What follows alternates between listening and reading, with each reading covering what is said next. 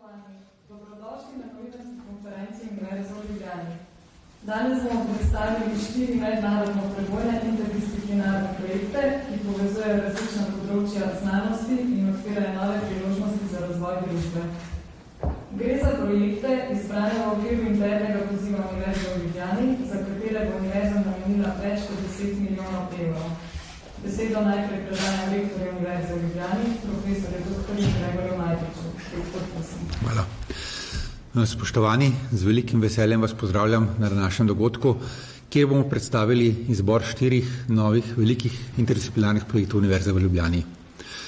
To je del celotne zgodbe, ki sega 4 leta nazaj, ko je bil v Republiki Sloveniji sprejet nov zakon o raziskovalni in inovacijske dejavnosti, ki je spremenil do takratno politiko raziskovalne dejavnosti, predvsem stališča delitve denarja, saj je velik del sredstev namenil na novo univerzam in raziskovalnim inštitutom, ki s temi sredstvi samostojno razpolagajo od takrat naprej.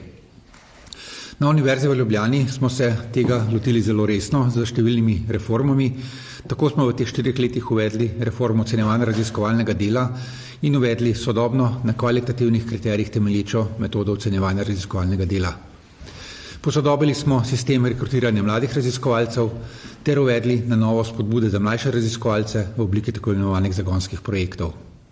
Danes pa bomo predstavili velike interdisciplinarne projekte, ki je nekako, moram lahko rečem, češnja na torti vseh teh prizadevanj, ki naj bi predstavljali vrhunec raziskovalnega dela na Univerzi v Ljubljani. Vsi projekti, zbirali smo prijave pred več kot 1 letom, ker je bil celoten izbor potekal dvostopenjsko, več o tem bo povedal kasneje prorektor za raziskovalno delo profesor dr. Gregor Dolinar. Vse prijave so šle skozi zelo striktno mednarodno evaluacijo in na koncu smo prišli do teh 4 projektov, ki verjamemo, da so vrhunec raziskovalne dejavnosti na Univerzi v Ljubljani, ki bodo še povečali našo mednarodno prepoznavnost in vplivnost. Hkrati pa tudi eden od ciljev je bil, da morajo biti vsi projekti interdisciplinarni, da morajo povezovati različne članice Univerze v Ljubljani med seboj, zato ker jaz in celotna vodstvena ekipa verjamemo, da smo skupaj samo močnejši.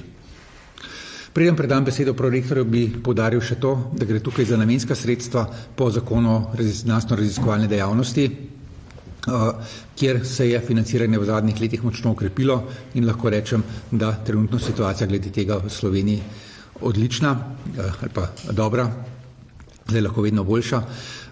Niso pa to sredstva, ki so namenjena za financiranje visokega šolstva neposredno, kjer pa še vedno imamo probleme, tako s plačnim sistemom kot z pričakovanim izplačilom božičnic, tako da tukaj celotna situacija pa žal še ni rešena za naše ustanove. Tako da hvala lepa, da bi pa predal besedo prorektorju, da več poveda o samem izboru in pa kasneje se bodo predstavili te projekte tudi prisotni. Gospod rektor, hvala. Zdaj pa tako, kot ste že omenili, besedo predajam prorektorju za raziskave in razvoj, profesorju dr. Gregorju Dolinar. Lep pozdrav tudi v mojem imenu. Univerza v Ljubljani je po veliki večini kazalnikov najboljša znanstveno-raziskovalna inštitucija v Sloveniji.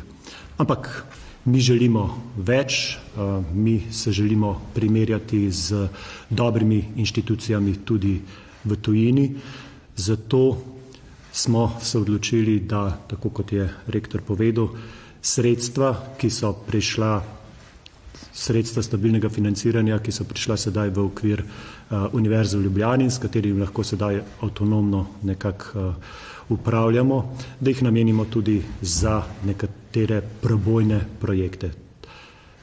Po eni strani ta sredstva, ki jih sedaj imamo na voljo, namenjamo za mlajše raziskovalce, za njihove začetke na raziskovalni poti, po drugi strani pa hočemo podpreti in želimo podpreti tudi tiste naše najboljše raziskovalce, najbolj ambiciozne raziskovalce in temu so namenjeni te projekti. Zdaj mogoče malo več o samem postopku izbora. Pred 1 letom smo imeli prvo fazo razpisa, na katero se je prijavilo kar nekaj projektov. Komisija, sestavljena iz predstavnikov Univerze v Ljubljani, je izbrala 10 projektov, ki so potem v prvem letu morali izkazati neka prve rezultate. V drugi fazi pa smo se pravzaprav zanesli povsem na 4 zunanje odlične raziskovalce. Prosili smo profesorja Plehana iz University of Heidelberg, profesorja Čikuta iz Univerze v Cambridgeu, profesorja Argila iz Univerze v Edinburgu in profesorja Biasutija iz Univerze v Padovi, da nam pomagajo pri tem ocenjevanju in na podlagi njihovih ocen so bili potem izbrani te 4 projekti. Tukaj bi poudaril še 2 zadevi. Ena že omenjena, interdisciplinarnost. Prepričani smo, da nekih probojnih rezultatov brez interdisciplinarnosti v današnjem času ni več možno doseči. Druga stvar, ki se nam zdi tudi izjemno pomembna, pa je povezovanje z okoljem. Zato smo dali možnost, da vsi prijavitelji pridobijo dodatna sredstva tudi z strani gospodarstva, strani drugih inštitucij in za vsako pridobljeno evro strani tujega, zunanjega partnerja je univerza dodala še 1 evro. Tako da do višine 100 000 in večina prijaviteljev je uspela pridobiti na letni ravni še dodatnih 100 000 evrov strani zunanjih partnerjev in tem 100 000 evrom je dodala 100 000 evrov še Univerza v Ljubljani na letni ravni. Tako da, ko govorimo zdaj potem o končnih številkah, pridemo, da vsak projekt od teh 4 izbranih projektov bo na letni ravni strani univerze dobil 375 000 evrov, potem dodatnih 100 000 pa dobijo tisti projekti, ki so dobili sredstva zunanjih partnerjev in potem še sredstva zunanjih partnerjev, kar pomeni znesek v višini 575 000 letno, ki bo, smo prepričani, omogočil tudi dejansko neke dobre rezultate na koncu tega projekta. Mogoče na koncu samo še to, zagotovo so to kar ambiciozni projekti, tudi zunanji evalvatorji so pri sami evalvaciji nekako tehtali med tem, koliko so te projekti ambiciozni in koliko bo do uspešni tudi pri realizaciji, zato zagotovo bo zelo pomembna evalvacija po 3 letih, kjer bodo te isti ocenjevalci preverjali res izpolnjevanje teh ambiciozno zapisanih idej v sami projektni dokumentaciji. Toliko z moje strani. Hvala lepa. Prorektor Dolina, hvala. Nadaljujemo s predstavitvami 4 izbranih projektov. Najprej besedi vladni profesorico dr. Tjašo Redek z Ekonomske fakultete, ki bo predstavila projekt RAIS. Projekt združuje raziskovalce z področja ekonomije, fizike in bioved. Profesorica Redek, izvolite. Hvala za besedo in lep pozdrav tudi z moje strani.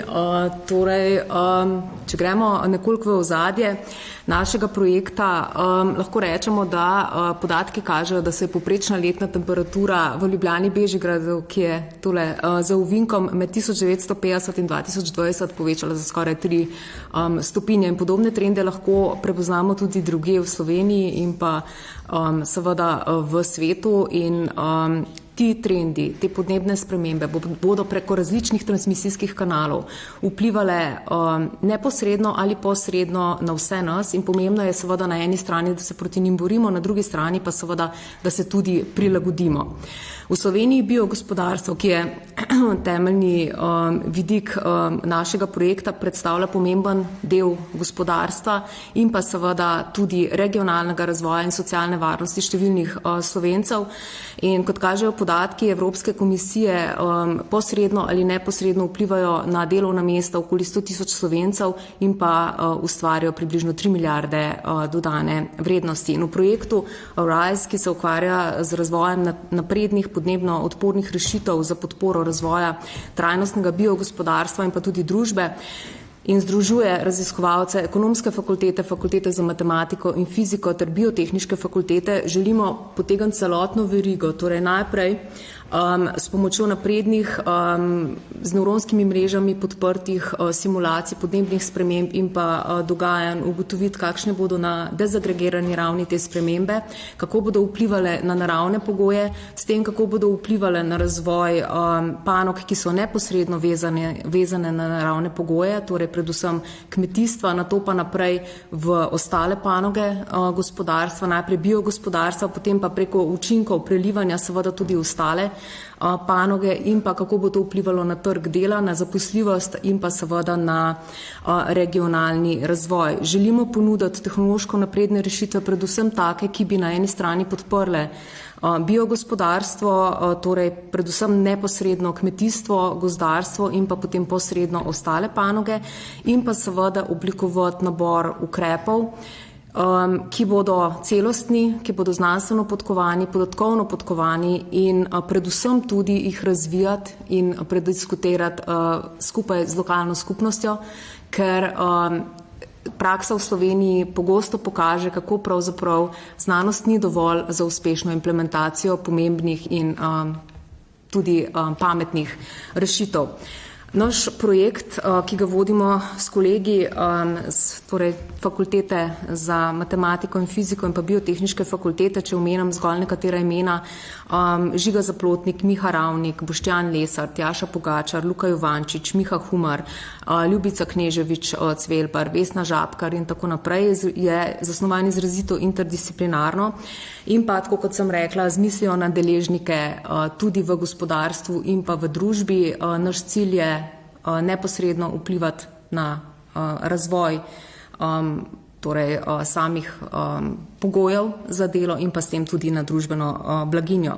Želela bi tudi omeniti, da bodo ta raziskovalna sredstva, ki nam jih je univerza omogočila pridobiti, omogočila izvedbo raziskav, ki sicer ne bi bile mogoče, zaposlitev novih raziskovalcev, izvedbo poskusov pilotov, ki sicer jih ne bi mogli izvesti, in veseli smo, da so prepoznali mednarodni ocenjevalci naše ambicije in mi bomo seveda to upravičili. Hvala. Hvala, profesorici Reber. Naslednji projekt bo pa predstavil profesor dr. Daniel Miklavčič z Fakultete za elektrotehniko. Gre za interdisciplinarni projekt kardiopatije. Hvala lepa. Torej, ta trenutek na svetu živi približno 700 milijonov ljudi, v Evropi 133 milijonov, v Sloveniji pa 350 tisoč ljudi z srčno-žilnimi boleznimi. Ti ljudje potrebujejo seveda učinkovito in ustrezno zdravljenje, saj nezdravljenje ali pa neučinkovito zdravljenje vodi do srčne odpovedi, možganske kapi in pa demence. Seveda zahteva to tudi precej finančnih sredstev za zdravljenje, obremenjuje zdravstveni sistem in seveda ti ljudje veliko časa namesto aktivno prebijajo tudi na bolniški. Zdaj, v tem projektu naslavljamo zdravljenje srčnih obolenj, kot so aritmije in ishemične in neishemične bolezni srčne mišice, srčno popuščanje z uporabo elektroporacije. Elektroporacija je metoda, s katero smo v zadnjih 10 letih uspeli skupaj z podjetjem iz ZDA Medtronic razviti metodo za ablacijo pljučnih ven, torej za eno izmed najbolj razširjenih motenj aritmije oziroma bitja srca, ki se je praktično v 2 letih razvila od nič v zadnjih 2 letih do zdaj je zdravljenih že 3/4 milijona ljudi po svetu. Te izkušnje skupaj z izkušnjami in znanjem kolegov iz Fakultete za računalništvo in informatiko, Veterinarske fakultete in Medicinske fakultete, tukaj bi predvsem omenil Blaža Zupana, Natašo Tozon in Dušana Šuputa, bomo poskušali v bistvu uporabiti svoje znanje in prenesti izkušnje, ki smo jih pridobili na tem področju, na zdravljenje najtežjih v bistvu motenj bitja srca, to so motnje v ventriklu, in pa seveda zdravljenje popuščanja srca in pa z regeneracijo, z metodo primarnih celic in pa z gensko transfekcijo. Znanja v bistvu so razpršena in ta projekt pravzaprav omogoča, da skupaj poskušamo nasloviti te kompleksne metode. Seveda brez sodelovanja z kliničnim centrom, v tem primeru tudi z onkološkim inštitutom, ki je že v preteklosti uspel razviti gensko terapijo z elektroporacijo in je pripeljala do klinične študije, ter z naprednimi medicinskimi oslikavami z magnetno resonanco. Tukaj moramo omeniti Igorja Seršo na Onkološkem inštitutu, Maja Čemažar in Gregorja Seršo in seveda na kliničnem centru predvsem dr. Jana in pa Davida Žižka. Skupaj, to je, bom rekel, samo cvetober, mislim, da je ena taka lepa slovenska beseda, strokovnjakov na teh različnih področjih. Že v tem času smo identificirali približno 70 strokovnjakov, vključenih bo več kot 20 doktorskih študentov in to je tisto, kar pravzaprav mislim, da je najbolj pomembno. Ena izmed stvari, ki je izpostavljena, je seveda tudi vzpostavitev elektrofiziološkega laboratorija na veterinarski fakulteti, ki nam bo v prihodnosti omogočil, da bomo sami razvijali in preizkušali nove metode zdravljenja srčnih aritmij, srčnega popuščanja, ker to ta trenutek v Sloveniji ni možno. Lahko seveda to delamo, ta trenutek mi delamo poskuse predvsem v Torontu in Minneapolisu, lahko bi delali to tudi v Bordeauxu, celo v Gradcu bi lahko delali, ampak seveda potem moramo vso našo napredno opremo in napredno znanje prenesti, kar pa seveda ni vedno mogoče.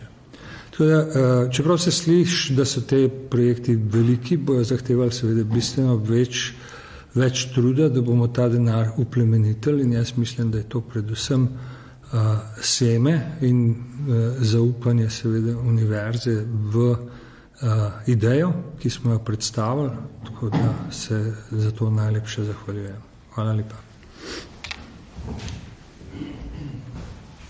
Profesor Miklavčič, hvala.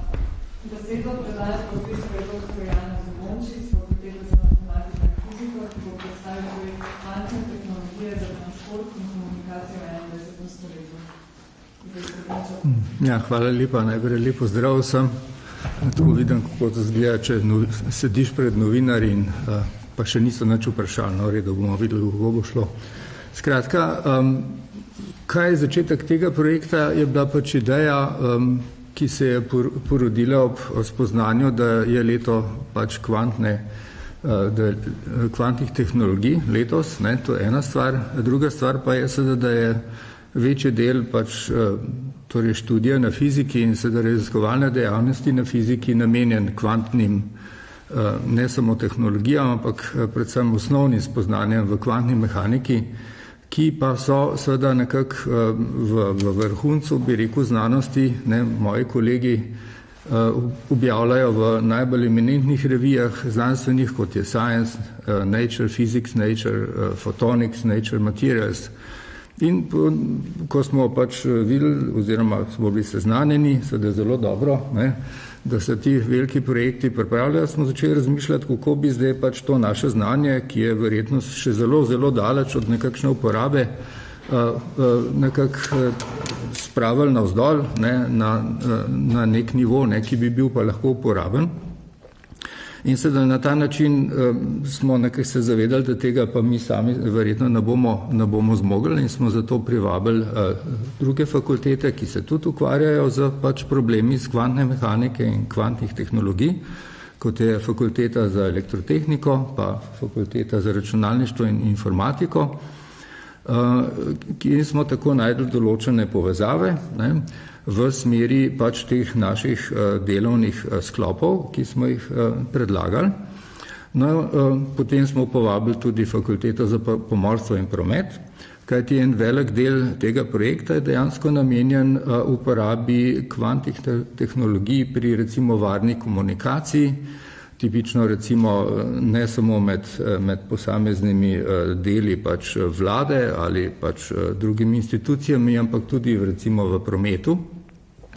Potem druga problematika, ki se nanaša nasploh na transport, so problemi sledenja preko GPS sistema, ki se dostikrat zgodi, da ga pač določene države motijo in taka motnja lahko predstavlja zelo velik ekonomski problem. In v tem projektu predlagamo razvoj določenih zelo natančnih akselerometrov, to so dejansko merilniki pospeška, ki delujejo na pač osnovi kvantne mehanike, in tudi gravimetrov, s katerimi bi potem lahko pač bolj natančno računali, sproti računali, kje se nahaja določen objekt, ne, tako ladja, lahko pa tudi avion, ne, brez GPS sistema. Nadalje je bila želja tudi, da nekako družbo pripravimo na uporabo kvantnih računalnikov, ki prihajajo. Ne, to je pač nova tehnologija, za katero zaenkrat še točno ne vemo, ne, ali bo šla v splošno uporabo ali ne, ampak vsekakor razvoj je zelo hiter. Ne, naš kolega je dejansko ravnokar z sodelavci objavil članek v Science, ne, kjer so pokazali, da dejansko imajo ti kvantni računalniki res prihodnost. No in dejansko uporaba tega bi bila lahko tudi v prometu. V prometu obstajajo zelo težki problemi, ki se nekako ukvarjajo, to je znan problem trgovskega potnika, ne, kako izračunati določeno pot za nekoga, ki more določene stvari prepeljati na določene različne konce, ob tem še upoštevati promet in tako naprej. Ne. In kljub temu, da je to nek problem, ki se zdi zelo preprost, ne, se skaže, da se ga da veliko lažje reševati, se ga bo dalo z kvantnimi računalniki. Tako da recimo na Fakulteti za računalništvo in informatiko potem razvijajo prav programske metode oziroma programske jezike za reševanje takih problemov in tudi v sodelovanju z našo fakulteto, z našimi kolegi matematiki, tudi matematiki so vključeni v tem projektu.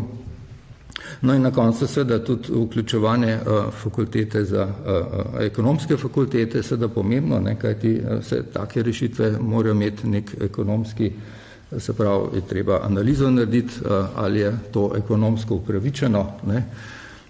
In na koncu morda še to omenim, da bo večino tega dela, ne, bodo vodili pač vrhunski znanstveniki, ki so navedeni na tem projektu, ne, preko seveda potem mlajših kolegov in seveda tudi doktorskih študentov, ki bomo vključevali v to delo. Tako da kljub temu, da smo nekateri, mogoče ne smo ali pa so bili nekoliko neravno navdušeni nad temi velikimi interdisciplinarnimi projekti, pa se je na koncu izkazalo, da je to odlična ideja, ker bo tudi nas, ki smo mogoče malo bolj strogo znanstveno usmerjali, nekako vodilo proti bolj uporabnim rešitvam in tudi verjetno na ta način bo tudi kakšno delo, ki je strogo znanstveno, iz tega je šlo, ne samo potem uporabne zadeve. Tako da se zahvaljujem dejansko rektorju in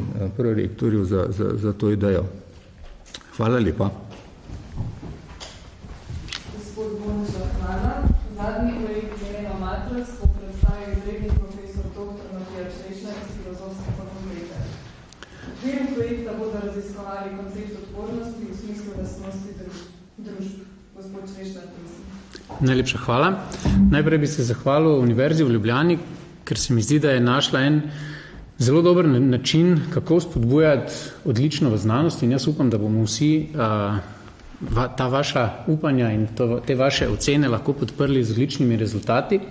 Seveda sem hvaležen tudi, da so mednarodni evalvatorji ocenili, da je naš projekt primeren za financiranje in v naslednjih 5 letih se bomo seveda trudili, da tudi podpremo to za svojim delom. Zdaj, mi se bomo ukvarjali, prej je že bilo slišati, svet se spreminja okoli nas, okolje se spreminja, družbe se spreminjajo, to so izzivi, s katerimi se srečujemo, ali so to neki lokalni izzivi, kot so poplave, ali so višanje temperatur. Pred leti se verjetno spomnite vulkanskih izbruhov, ki so omrtvili letalski promet in tega je kar nekaj že v našem spominu. Če pa vzamemo celotno zgodovino in arheološko vedo, ki posega še dlje od pisnih virov, pa je seveda takih scenarijev neskončno.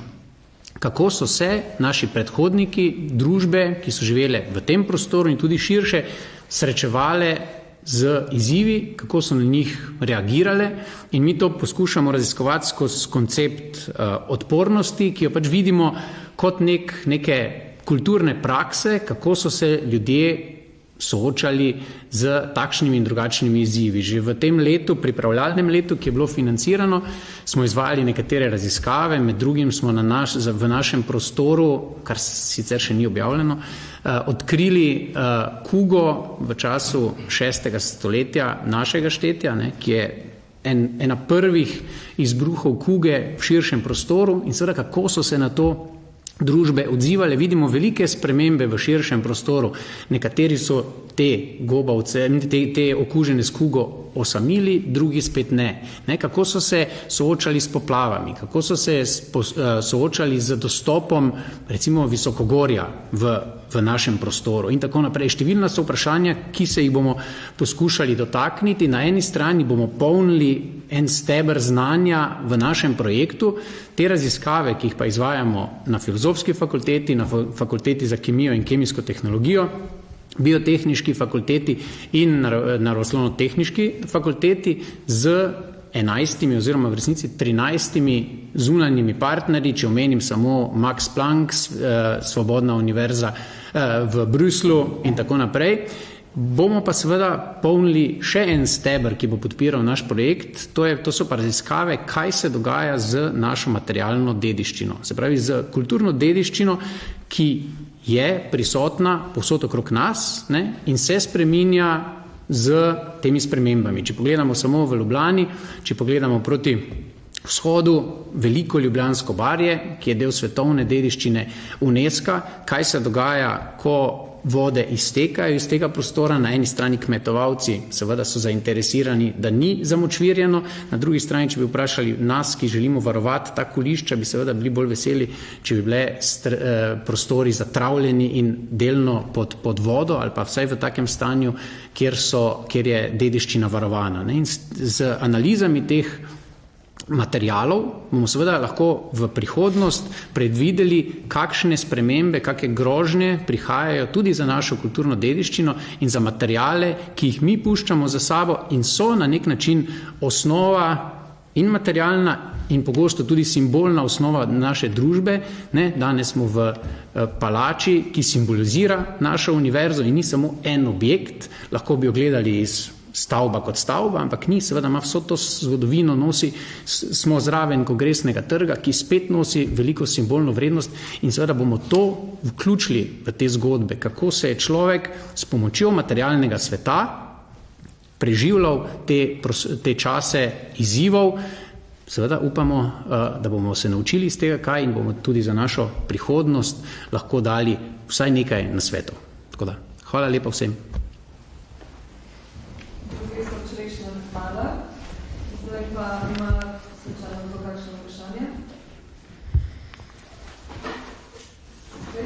Hvala vsem za predstavitve. Verjamemo, da bodo izbrani raziskovalni projekti pomembno zaznamovali prihodnost raziskovanja na Univerzi v Ljubljani. Hvala vsem govornikom in govornici in vam za udeležbo.